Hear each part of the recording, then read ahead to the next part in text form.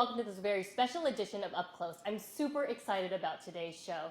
My guest is American singer and entertainer Adam Lambert, topped the Billboard charts. But he hasn't stopped there. He's toured around the world, and most recently, he's riveted Chinese audiences by being on The Voice of China. I lost my life and liberty, and I shine when I want to shine, yeah. That make their faces crack. There's no turning back. Let's go. Well, I was walking for some time when I came across this. Adam, welcome to Up Close. Thank you. So great to have you here. Now, you've been coming to China regularly over the past couple of years. Yeah. It's a new frontier for me. Each time I come here, I learn more and I feel more comfortable. So it's really exciting. Are you starting to pick up some Chinese? Maybe not as much as I probably should, but I definitely know where to go shopping now. And I meet fans and I'm seeing familiar faces. I'm seeing fans at repeat events, and I'm like, oh yeah, how are you? The same person. Yeah. And sometimes the names slip out of my head, but I always remember a face. Right. And I always actually remember the face with probably the conversation we had. So It's it feels very familiar. Visual. Yeah. Right. Yeah. Well, you riveted Chinese audiences this year because you were a guest celebrity on Voice of China. Yeah, that was really cool. Tell me, what was that experience like for you? It was, I didn't know what to expect. I knew the voice format because we have it at home in the States. Mm-hmm. And I came in and they had asked me to prepare to do a duet with one of the contestants. And I said, well, okay, let me see. And I looked him up online and I immediately was like, he's great. He's got a great voice. Did you get to choose the voice. song? Well, it was What Do You Want From Me? It was okay. my big hit.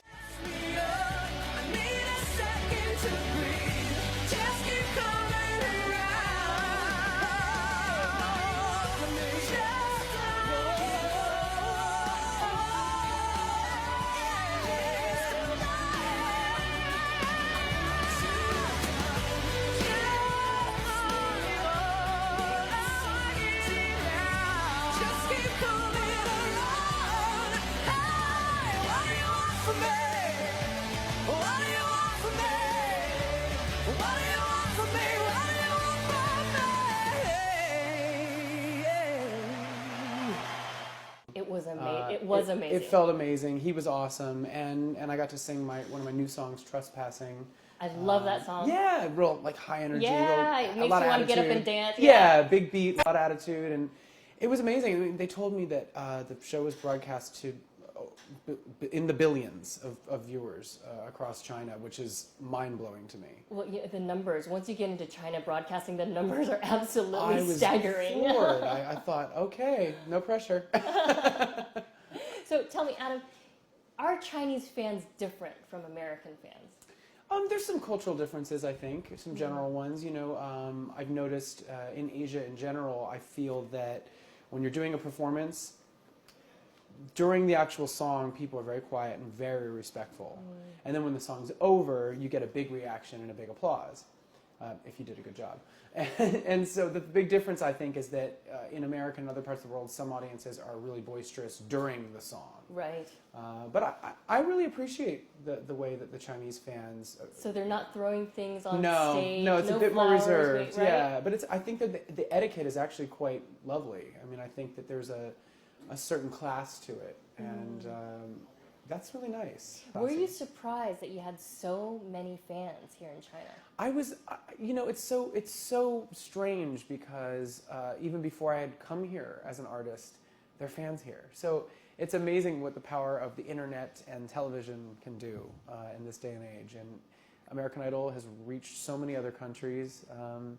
So yeah, it's kind of wild coming into a career like this and being like, oh, I've built-in following here, and cool, let's go there and do a show. And probably all parts of the world. I know you haven't only come to China, you've gone throughout Asia and throughout the world. Yeah, You're Asia. Quite a global, yeah, it's cool. You have a Europe, global following. Yeah, it's awesome. And we're continuing to expand that. We're trying to get out there to different countries that we haven't been to yet. I just was in South Africa for the first time a couple weeks back. Amazing. Also a territory. I heard you had a very nice interaction with the little girl.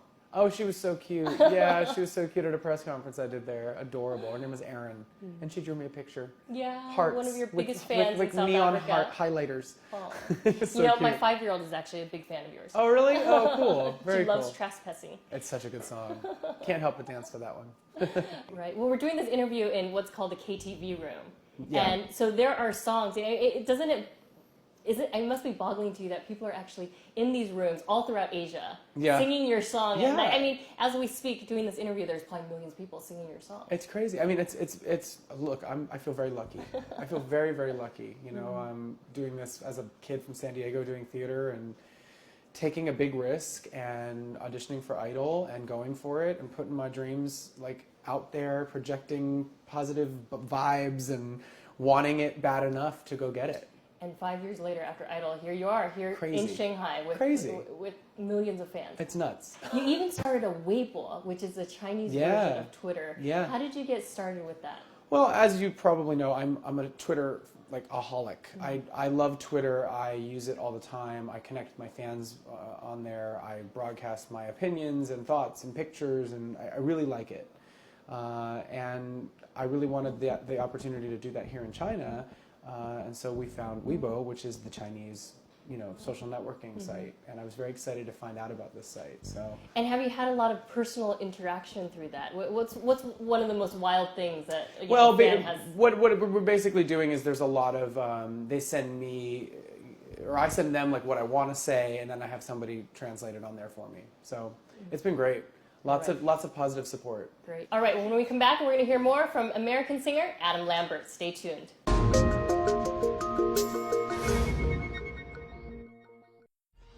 I know it gets hard sometimes, but I could never leave your side, no matter what I say. 'Cause if I wanted to go, I would've called by now, but I really need you near me to keep my mind on the edge. If I wanted to leave, I would've left by now, but you're the only one that knows me better than I know myself. And welcome back to Up Close. Adam, when did you start? When did you know that you wanted to become a singer? When I was a kid, at about 9 years old, I was a very precocious child. Lots of energy, lots of ideas, lots to say. I can imagine. Yeah, I was pretty. Yeah, precocious is the word, I guess. Borderline obnoxious, I think. Hyperactive, maybe a little bit. But my parents tried me out in sports. I didn't really like that. And so they were trying to find an outlet for me, something that I would excel at. And theater was the home that I found. What was the first production that you were a part of? How did that make you feel? I was in a production of You're a Good Man, Charlie Brown. I played the role of Linus. Linus? Linus with the blanket. I would love to see Yeah. pictures of that. Yeah, it was crazy, and I loved it. I loved the feeling of being on stage. I loved the rush that you get from being in front of an audience. And in addition to that, I think the big important thing was, for the first time, I felt like I was with a group of kids that were like me, that were artistic and creative, and they wanted to perform, and that was what they loved. And so for the first time, I felt like I really had friends and like a strong community. When I was up until about age 10, I was, very social in school and excelling. And then when I got a little bit older, into my middle school years, which is like 12, 13, 14, it was very awkward for me at school. I didn't have as many friends. I was kind of an outcast. I was a little bit of a loner. But on Saturdays, when I went to go rehearse for my theater productions, that's where all my friends were. That so was it your really outlet. kept That me, was your passion. Yeah, it kept me happy. It kept me driven. It kept me, if I was in a lonely moment during school, I could go and think about what I got to do that weekend and work on my project in my head. Adam, it's really hard to believe that somebody like you was once, as a youngster or a child, very lonely. Yeah, there was a period. Yeah, there was definitely a period. And luckily, when I got to high school, that's when kids start taking on extracurricular activities, and there's clubs at school. So I found friends at school through that later. That were like-minded and enjoyed the same. I guess, for an American teenager, that's always a struggle, right? It is a struggle, yeah. I mean, and I don't even know, I think teenagers around the world, it's a struggle. I mean, I think it's kind of the human condition. Puberty. Yeah, puberty. It's Hormones like raging, awkward yeah. time, you know? Right. But, you know, I remember my father used to say to me, I would come home and be like, oh, I just don't have any friends, or people are mean to me. And he said, you know, that's just how kids are. He's like, when you get older, he's like, I guarantee you're going to be one of the guys that everybody wants to be friends with. He's like, mark my Yeah, words. he always used to tell me that. I was like, okay, Dad, I'll remember that. You know? So performance was always a bit of a sanctuary for you then. Very much so. And how did that develop over time? I know you said theater. It started out with theater. Yeah, And then theater. I heard musicals. Well, yeah, it was musical theater always from the beginning. So there was always music involved. And I think when I was younger, I think the idea of dressing up and being somebody else was very appealing to me. And I continued to do that through high school. I went into it professionally. After high school, I moved to Los Angeles. Did a lot of musical theater there, and there actually isn't a lot of musical theater there. Right, it's all in New York. In right? New York, Yeah, but right. there's a small community, and I stuck it out there for a while. It must have been tough. It was tough. It was tough. There's not a lot of work. Right. So instead of going to where all the work was, I just like kept going, I'm going to keep pushing. So It's a difficult road. I mean, was there ever a period of time when you said, oh my God, I don't want to pursue this. I don't want to continue this. I want to stop chasing that dream. You know, there were definitely some discouragements in my early 20s, you know, going to an audition, not getting the job, not getting the next one, not getting the next one. And it is a discouraging kind of path if you're getting rejected a lot. But it does toughen you up.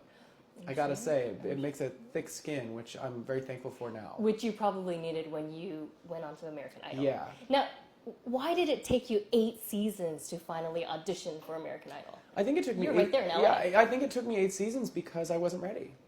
I didn't feel like I was ready. I was a fan of the show since it came on the air, and I remember watching Kelly Clarkson and being blown away by her voice. And every year I'd watch it, in my head I'd be like, gosh, that would be fun. Maybe I could do that.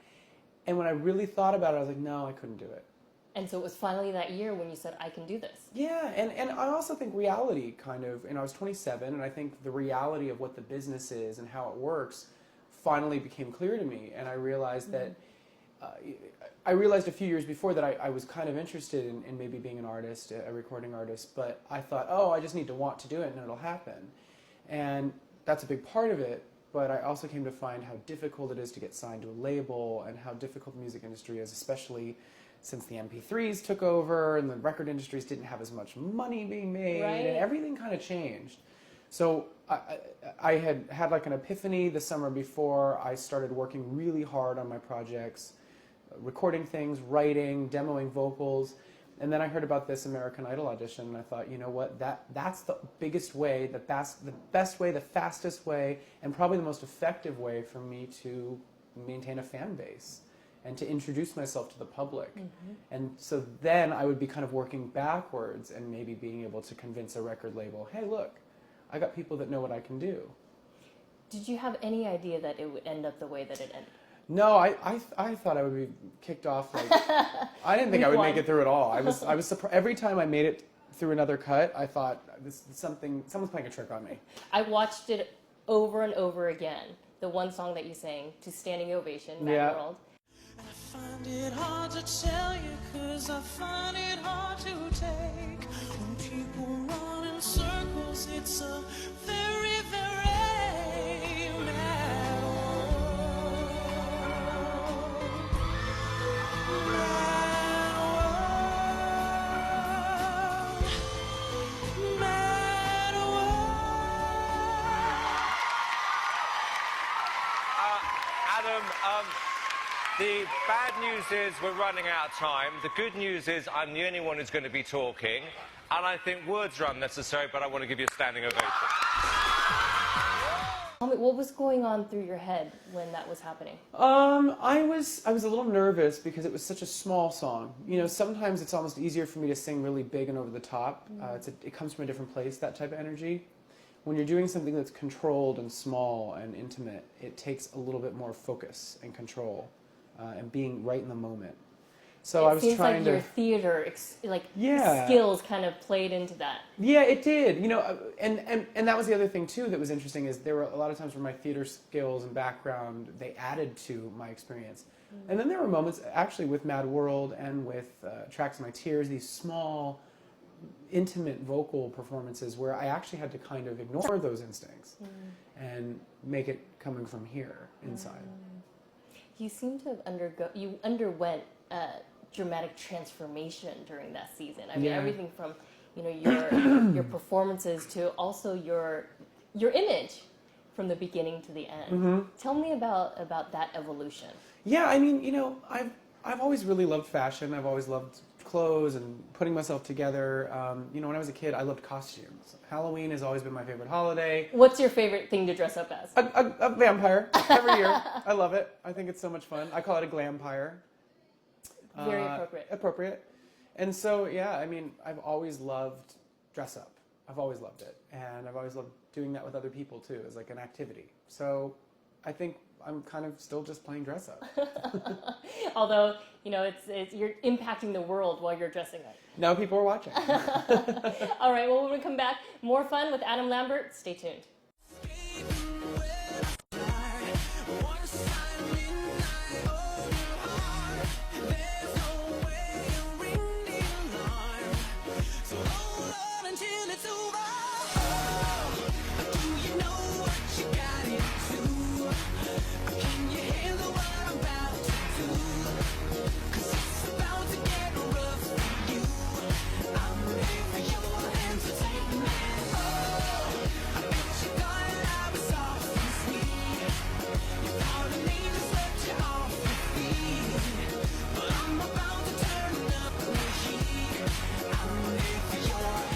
And welcome back to Up Close. Adam, who have been your inspirations? Who have been your role models? Well, I mean, growing up, I had teachers that were big influences for me. The theater company I was in as a kid, this guy, Alex Urban, he directed it, major mentor. There was a woman named Lynn Broyles who was a voice teacher. So I had like teachers, my drama teacher and my choir teacher in high school, they were major for me. And then when I started listening to popular music, I looked up to people like Michael Jackson and Madonna, That's pop who we stars. grew up That, with, yeah, right? those were my king and queen kind of in my own world. I think that they were amazing at blending great music with visual, with personality, with character, with fashion, video. I mean, True entertainers. yeah, like 360. They had every aspect of it worked out, and I find that very inspiring even today. So is that what you're trying to achieve? I think my journey is still young. I think I'm experimenting still even. I get to write music and record music, and I think that each album will be its own project. That's the way that someone like Madonna and Michael Jackson actually, that's how their careers evolved, is that there were different eras and chapters, and I think that that's really exciting as an artist, to constantly challenge yourself to discover something. You mentioned before you're a boy from San Diego. You know, San Diego's a very laid-back, sleepy town. I'm from San Diego. Yeah. And now you're known as, you have many nicknames, the glam one. You know, people call you, you know, flamboyant, theatrical. You know, you're all out there. You know, but there are a lot of people that criticize that. You know, like, why do you need this image? You know, how do you? I mean, I would that? criticize why are you missing it? You know what I mean? Like people, it's just different strokes for different folks, you know. And my whole mission and message has never been to try to convert people to the way I do things. It's more to inspire them to be what they want to be. Maybe to inspire some freedom of expression and freedom of speech and freedom of love. I promote that with every step and every breath I take. So it's not so much do what I do, but do what you do. You know? What's Adam and Lambert like at home? Not quite as I mean, it's not quite as glamorous when I'm just kicking it on the couch watching TV. Yeah, and I love being a homebody, especially in between all the traveling and my busy schedule. I enjoy just putting on a pair of sweatpants, making some food, watching TV. You know, it's Are you simple. a good cook? I'm all right. My boyfriend's a better cook. What's his favorite dish that you like to eat? We love eggs. We eat a lot of eggs. Eggs for breakfast, lunch, and dinner. If we can, yeah. Eggs, avocado, Yeah, love all that stuff. And I've actually, this last year, I've gotten really interested in health food and vegan cooking and macrobiotics and... Are you vegan? No, I'm not a vegan, but I like the food. Okay. So, and I definitely think that it's a balance thing. I think eating too much meat... I'm sure on the can throw road you you're off eating a balance. lot of things that aren't really Yeah. good for you. So when you're home, Yeah. you want to become more Super healthy at home. super It's a really healthy, nice wholesome, balance. Yeah. a wholesome diet. Yeah. Yeah. Adam, most recently you've been collaborating a lot with Queen, Yeah. Brian May. I mean, Yeah. I've again seen some of those videos. Incredible. Yeah. Tell me a bit about that collaboration. It's been. It was a tricky kind of. It was a tricky challenge because obviously, when I was offered the idea to do these concerts with Queen, I was intimidated and honored at the same time. And how do I approach it in a way that's respectful to the Queen fans, that's respectful to the band, but also that has my own self-respect and respect for my fans? So it was a nice balancing act of saying, okay, let's do it in the vein or in the spirit of Freddie. What was his intention behind this? What was he trying to provoke out of the audience? And keeping that in mind, doing it my way as well. So it was lovely. It was a tricky thing, but I had Brian and Roger on stage with me, guiding me through it. So if I had been on my own, it probably would have felt a little scarier. Sure. You know? And I think it was a perfect match. I mean, obviously you're not Freddie Mercury, but No. you brought yourself to it. Yeah, and you know what? No And- one can ever be Freddie Mercury. Right. There is only one Freddie Mercury. He is an icon. But you evoked his I his tried. legend I tried to there, right? understand where he was coming from, you know, and I think we have some similarities. And getting to know Brian and Roger better, and hearing stories and hearing about Freddie and the kind of guy he was. One of the things that I was really flattered to hear is Brian and Roger both said, you know, you guys would have gotten a kick out of each other. You would have made each other laugh. So that I'm was sure nice you to would hear have. that. Yeah. I'm sure you would have. Well, I didn't know Freddie Mercury, but I could just imagine. I could just imagine what that would have been like. I wish I had met him, you know. Your two albums, both of them have done tremendously well. The first one, after American Idol, hit number 3 on Billboard. Yeah. You write a lot of your own material, is that correct? Well, on the first album, I didn't have the opportunity to write as much. Okay. It was a very fast process. We had to put it together in like 2 months. And I was so new to the business. So I was kind of learning a lot still, a lot. And with the second album, I'm still learning. But with the second album, I took on the responsibility of executive producer of the album, which is just basically an artistic oversight, making sure everything was kind of the right thing for me. And also I got to write these songs. I wrote on the majority of the songs on the album, and I learned a lot through that. And where do the words come from? Life experiences mostly. My main objective was to be honest, was to make it something that was real. And whether it be theatrical and campy and over the top or not, it was all real. It was all coming from real things and real ideas. Do you feel that as you mature and as you get further along in your career, you're getting more control over? Yeah, I think part of gaining control is releasing some of it, though. I think that's the big life lesson that I'm kind of starting to wrap my head around now. Is part of being in control of your life is knowing when to surrender. You know. How has the spotlight? How has it taken a toll on you? I mean, I don't know if there's been like a big toll. I mean, my schedule's a lot busier than it used to be. I travel a lot more, so there's the occasional jet lag and sleep deprivation. I'm guessing that it's not occasional. It's probably all the time. Yeah, your time clock gets screwy, but and sometimes your privacy gets compromised a little bit, but I feel like it's all worth it. I feel very fortunate because right before I auditioned for American Idol, I was in a bit of a rut professionally. I was like, what am I doing with my life? I just turned 27, and I kind of was like, okay, I'm an adult. I'm not a kid anymore. What's my life going to be? You start looking at the future when you get a little bit older into your 20s, and I didn't know what, and I was kind of scared. And this whole adventure, after auditioning for Idol and everything that's happened since, I don't really have a question anymore. I know that I'm going to get to perform for the rest of my life, and I know I have an audience, and I know I have opportunities, so I feel lucky. You have a very long career ahead of you. I hope so. And a lot of Chinese fans who are going to be watching you. Yay! All right, Adam, I want to thank you so much for being here with us today. Oh, it's my pleasure. Thank you. And to our viewers at home, thank you for tuning in. We'll see you next week on Up Close. Bye for now.